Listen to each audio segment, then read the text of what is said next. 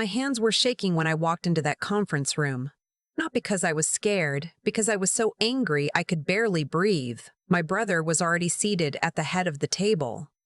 Dad's old chair, the one Dad had sat in for 31 years. He didn't even look up when I came in. My mother was next to him, arms crossed, lips pressed together the way she does when she's already decided how something is going to go. Their lawyer, some man in a charcoal suit I'd never met before, was arranging papers with the quiet confidence of someone who gets paid $400 an hour to be confident. I sat down across from them with my laptop bag, my thermos of coffee, and a manila folder. That's it. That's all I brought. My mother looked at the folder, then at my bag, then at me. She said, "That's all you have?" I said, "That's all I need." She looked at my brother. They exchanged that look, the one they've been exchanging my entire life. The one that said, "There she goes again." The one who never quite gets it. I've been seeing that look since I was 9 years old. Let me tell you about my father's company. He started it in 1989 out of a storage unit in Riverside, California. Custom millwork, cabinets, built-ins, architectural woodwork for commercial properties. By the time I was in high school, it had 15 employees and contracts with 3 hotel chains. By the time I graduated college, it had 42 employees and a reputation that reached up and down the West Coast. My father built that with his hands and his stubbornness and his absolute refusal to cut corners. He used to bring me to the shop on Saturdays when I was little. I'd sit on an overturned bucket and watch the guys run wood through the planers, and my dad would explain things to me, the grain direction, the wood species, why you don't use MDF in humid environments. I asked a lot of questions. He always answered them. My brother never came on Saturdays. He had baseball, then he had soccer, then he had a social life, then he had college, then he had excuses. That was fine. Not everyone has to love the same things. What I didn't expect was that by the time my father got sick, my brother had somehow become the authority on everything related to the company, without ever having worked a single day in it. My father was diagnosed with early onset Parkinson's 3 years ago. It moves slowly, the doctor said. He has time, and he did for a while. He kept coming into the office, kept signing contracts, kept calling vendors he'd known for 20 years. But gradually, slowly, the disease started pulling things from him. First the fine motor control, then some of the words, then the stamina. My brother moved back from Portland last year. He said it was to help. He brought his girlfriend and they rented a house 12 minutes from my parents. He started coming to family dinners again. He started calling my father twice a week. I thought it was genuine. I really did. I had been working as a CPA at a mid-sized accounting firm for 4 years by then. Not glamorous work. I spent my days in spreadsheets, in tax filings, in audit prep, in the quiet satisfaction of numbers that either balance or they don't. I'm good at it. I've always been good at it, but it was never the thing my family talked about at Thanksgiving. My brother had gotten an MBA from a school with a good football team and a mediocre business program, and that somehow made him the expert on everything financial in my parents' eyes. When he had opinions about the company's direction, my mother listened. When I had opinions about the company's direction, she said, "You work at an accounting firm, honey. It's not the same thing." I stopped offering opinions. What I didn't stop doing was paying attention. My father added my brother to the company's bank accounts 14 months ago. I found out from our bookkeeper, a woman named Ruth Ann who has worked for my dad for 18 years and who called me at 7:30 in the morning sounding like she was trying very hard not to say the wrong thing. "I just thought you should know," she said, "in case it comes up." "Does it come up?" I asked. A pause. There have been some transfers I've had to process. I wanted to make sure they were authorized. Another pause. "I documented everything, the way your father taught me." I thanked her. I hung up. I sat in my car in the parking garage for 11 minutes before I went into the office. I want to be honest with you. I didn't act immediately. Part of me didn't want to believe it. Part of me thought I was being paranoid, jealous, the difficult one. My mother had called me the difficult one so many times growing up that I'd started to hear the word in her voice even when she wasn't speaking. So I waited. I watched. I started doing what I do. I followed the numbers. It took me 4 months of evenings and weekends to piece it together. I used to stay up until 1 or 2 in the morning going through whatever financial records I had access to. The company's tax returns from the last 3 years, which my father had always shared with me. Vendor invoices Ruth Ann quietly forwarded. Bank statements from accounts I was still technically authorized to view from back when I'd helped my dad set up the company's accounting software 6 years ago.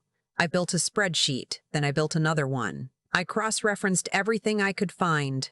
The number I kept arriving at was $340,000. $340,000 moved out of the company's operating accounts over 11 months in transactions that were categorized as consulting fees, equipment leasing, and professional services, all paid to an LLC that had been registered in Nevada 8 days after my brother moved back from Portland. The LLC's registered agent was a name I didn't recognize, but the mailing address was my brother's house in Riverside. I sat with that spreadsheet for a long time. I thought about calling my father, but my father was having a hard month.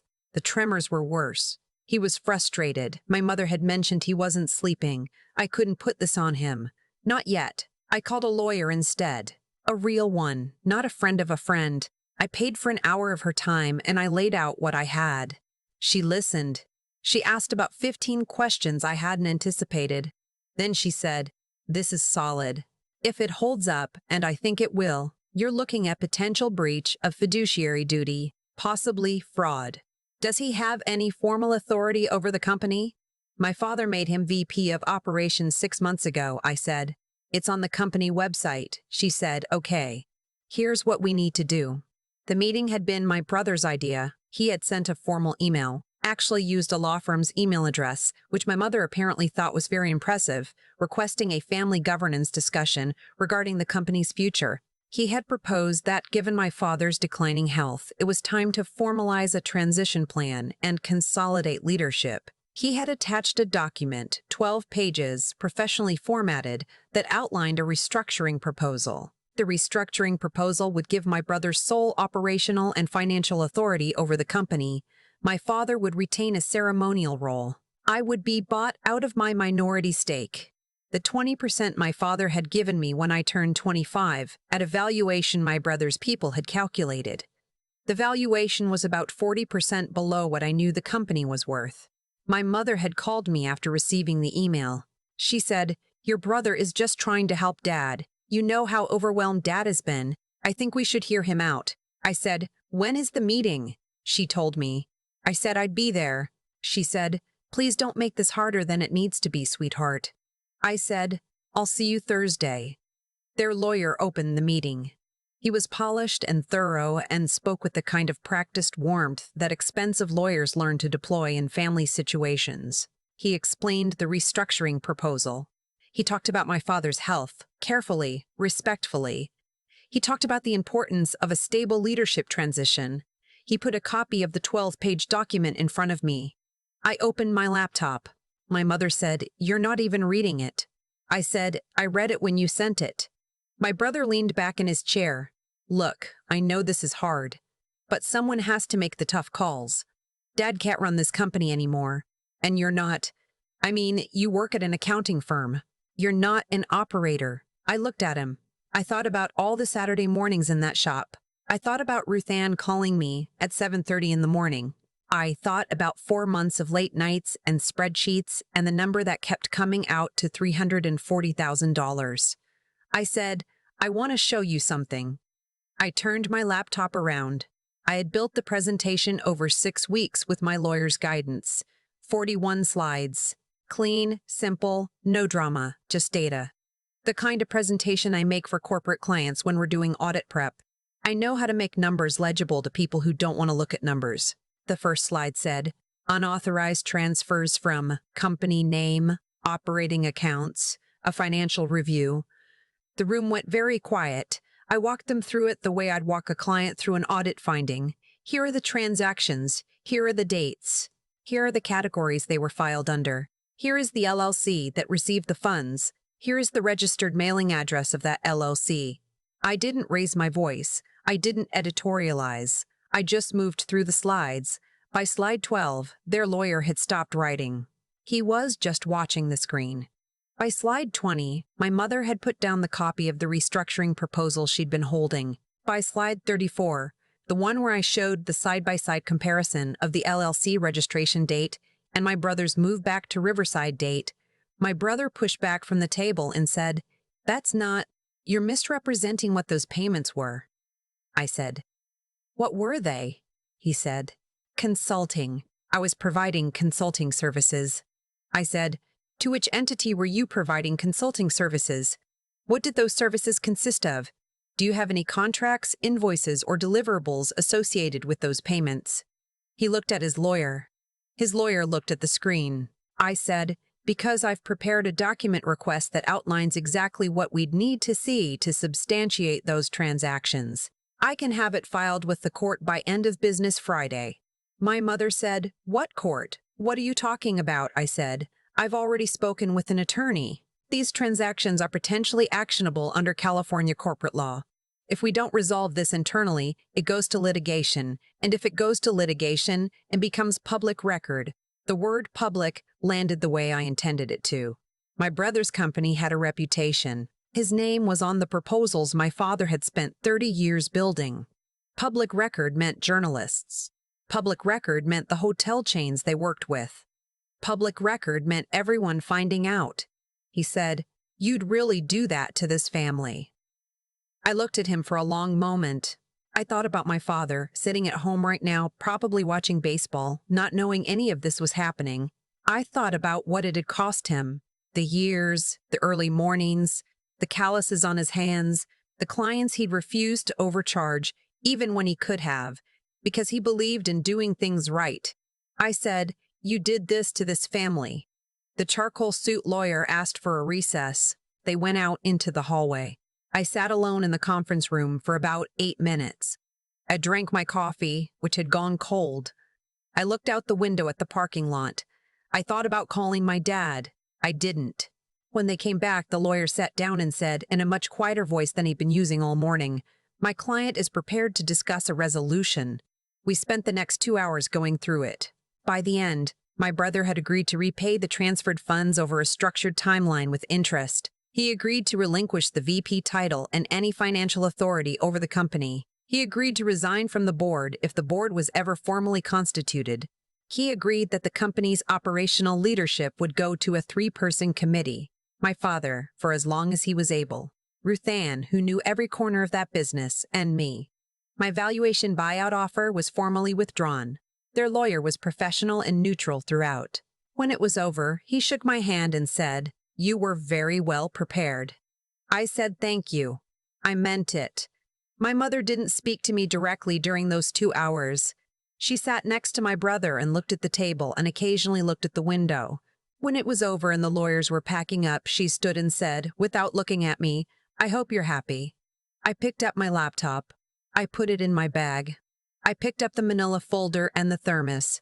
I said, "I'm not happy. I'm just done pretending I didn't see what I saw." She said, "This family will never be the same." I said, "It hasn't been the same since Dad got sick. I've just been the only one paying attention." I walked out. I drove straight from the office to my parents' house. My dad was in the living room. The baseball game was on, muted. He was doing the hand exercises his physical therapist had given him. Slow, deliberate movements, fingers spreading and closing. He looked up when I came in. He said, "How'd it go?" I had not told him what I was doing. I hadn't wanted to worry him, but I told him I had a meeting with the family about the company, and he'd asked me afterward how it went, the way he always asks, waiting for the answer with his full attention, the way he always waited. I sat down next to him on the couch. I said, "I think the company is going to be okay." He looked at me for a moment. Then he nodded, slowly, like he'd been carrying a question for a long time and had just set it down. He said, "I knew you'd figure it out." I don't know if he meant the meeting. I don't know if he meant something bigger. I didn't ask. I just sat there next to him while the game played on the muted TV. And I thought about 31 years of Saturday mornings in a woodshop, and a father who always answered my questions, and a number that came out to $340,000. and how sometimes the only person who sees the whole picture is the one everyone keeps looking past. My mother came home an hour later. She walked in, saw me on the couch next to my father, and went to the kitchen without saying anything. I stayed for dinner. I helped my dad with his medication. I washed the dishes while my mother sat at the kitchen table and looked at her phone. Before I left, she said, "You didn't have to do it that way." I said, "I gave him 11 months to stop." She didn't respond to that. I drove home with the windows down, even though it was cold. I needed the air. I needed to breathe something that wasn't that room. That was 8 months ago.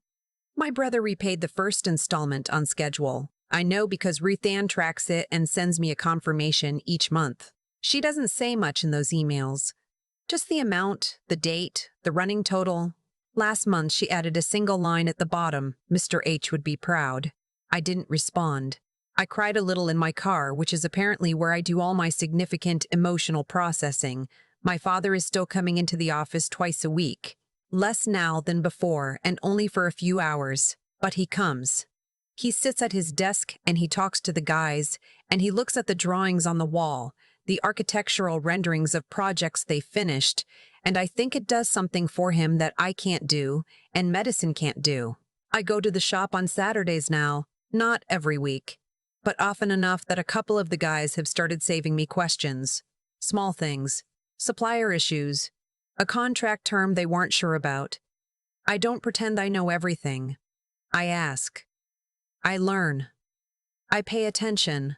I'm not sure what happens next with my brother. We don't speak. I don't know if we will. There's a version of this where time softens things and one day we sit at the same table again and something is repaired, some stripped-down version of sibling. There's another version where the distance just becomes the shape of our relationship and neither of us tries to change it. I've stopped deciding in advance which one it will be. My mother called me last month. She didn't say she was wrong. She didn't say she was sorry. She said, "Your father wants you to come to dinner on Sunday?" I said I'd be there, and I was. Some things you let go of because they're not worth holding. Some things you let go of because holding them hurts too much. Some things you don't let go of at all. You just learn to carry them differently, to shift the weight so you can keep walking. I still have the spreadsheet, all 41 slides. I saved it to an external hard drive and put the hard drive in the fire safe where my father keeps the company's original incorporation documents, the ones he typed up himself on a borrowed typewriter in 1989, the ones with his signature at the bottom in blue ink. I don't know why I put it there exactly. It just felt right to keep them together. I think about cause and effect a lot more than I used to, not in any grand philosophical way, just in the quiet, practical way that comes from spending years looking at numbers, from understanding that every figure on a balance sheet got there because something else happened first. Money doesn't appear. It doesn't disappear. It moves. And it moves because someone made a choice. My brother made choices for 11 months. Small ones at first, probably. A transfer here, a categorization there. And then bigger ones, bolder ones. The way people get when they start believing no one is paying attention. He looked at me. The one who went into accounting, the one who wasn't an operator, the one who came to Saturday morning shop visits instead of baseball games, and he decided I wasn't a threat. That was his first mistake. His second was forgetting that the person least likely to make noise is often the person most likely to be watching. I don't say that to sound clever. I say it because I think it matters. The idea that integrity isn't just about what you do when people are looking. It's about what you do when you think no one is. My father built his company that way. He refused to overcharge clients even when he could have. He paid his workers on time even in the slow months. He answered my questions on Saturday mornings when he could have sent me home. Those choices compounded over 30 years into a business and a reputation that meant something. That's not luck. That's the result of 10,000 small decisions made correctly, quietly, without anyone watching. And then there's what happened on the other side of that ledger. I'm not angry at my brother the way I was in the beginning. Anger like that is expensive. It costs you sleep and clarity and the ability to think straight. And I needed all three of those things when it mattered. What I feel now is something closer to sadness. Not for myself, for him. Because he had access to something real, a company built with actual integrity, a father who would have handed him real responsibility if he'd just asked for it honestly. And he chose to take instead of earn. And taking always costs more than it looks like on the front end. What I keep coming back to is this. Nobody gave me a manual for what I did. I figured it out the same way. I figure out everything. By paying attention. By being willing to do the unglamorous work.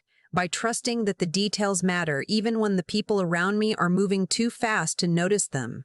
That's not heroism. That's just showing up consistently over a long period of time and refusing to look away from what's true. Ruth Ann said my father would be proud.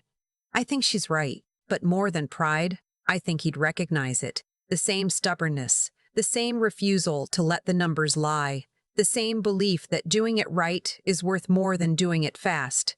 I learned that in his shop on a Saturday morning, sitting on an overturned bucket asking questions. Whatever you're building, a business, a skill, a life, the foundation is made of choices no one sees you make. That's the only part that's really yours.